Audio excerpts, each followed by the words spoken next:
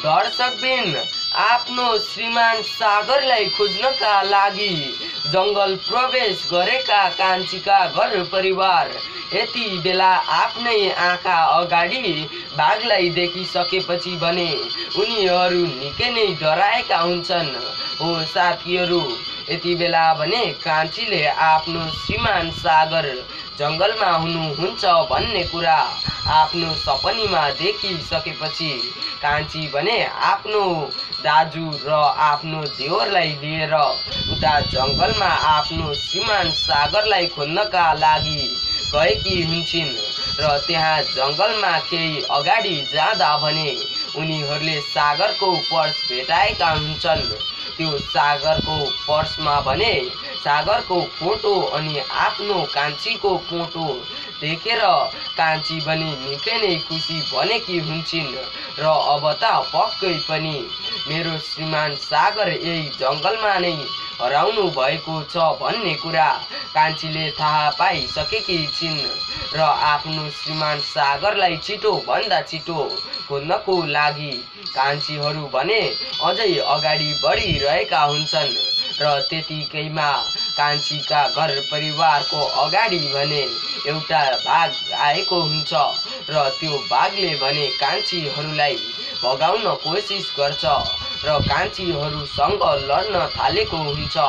तर उताबाट कान्छीले भने त्यो बाघलाई दाउराले हानेर भए पनि आफ्नो श्रीमान सागरलाई खोज्नका लागि परिरहेकी छिन्। हो साथीहरू, कान्छीले आफ्नो श्रीमान सागरलाई धेरै नै माया गर्ने गर्छिन् र आफ्नो श्रीमान सागरलाई खोज्नको लागि उनले अनेकौं दुःख तनावका परिस्थितिहरू पनि यति बेलासम्म पार गर्दै आइरहेकी छिन्। हो साथीहरू, यो बीचको पलमा भने कान्छीलाई भड्काउनका लागि कान्छीलाई विवाह गर्छु भन्दै अनेकौं केटाहरू आए, तर कान्छीले भने आफ्नो श्रीमानसँग जिउँदै हुनुहुन्छ, म अब भने आफ्नो श्रीमानलाई खोज्न जान्छु भन्दै ती केटाहरूसँग नलागिकन यता आफ्नो देवर र आफ्नो दाजुलाई लिएर यता काठमाडौँको सहरमा आइपुगेकी हुन्छन् र त्यतिकैमा कान्छीले आफ्नो श्रीमान सागरलाई जंगलमा भेटाउन अब केही समय बाँकी छ। हो साथीहरू, अब आउने कान्छीको नयाँ भाग 246 मा भने पक्कै पनि कान्छीले आफ्नो श्रीमान सागरलाई भेटाएको देख्न पाउनेछौँ, किनभने कान्छीले त्यही जंगलमा नै सागरको पर्स भेटाइसकेकी छिन्। त्यसैले गर्दा अब त्यतैतिर आसपासमा सागर भएको हामीहरूले देख्न पाउनेछौँ। तपाईहरूलाई के कस्तो लाग्छ साथीहरू?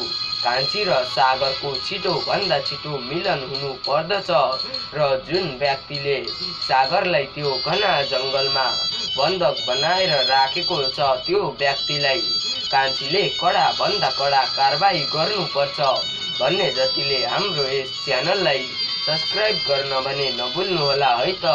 हस्त साथीहरू, आजका लागि यति नै, भेटौँला अर्को नयाँ भिडियोमा।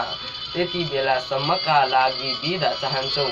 यदि तपाईहरूले अझैसम्म पनि हाम्रो यस च्यानललाई सब्स्क्राइब गर्नु भएको छैन भने छिटो भन्दा छिटो सब्स्क्राइब गरेर जोडिनुहोला, किनभने हामीहरूले हाम्रो यस च्यानलमा विभिन्न नेपाली सिरियल कान्छी, बुन्टी, बुहारी जस्ता सिरियलका रिभ्यू भिडियोहरू लिएर आउने गर्दछौँ। त्यसैले गर्दा छिटो भन्दा छिटो सब्स्क्राइब गरेर जोडिनुहोला है त।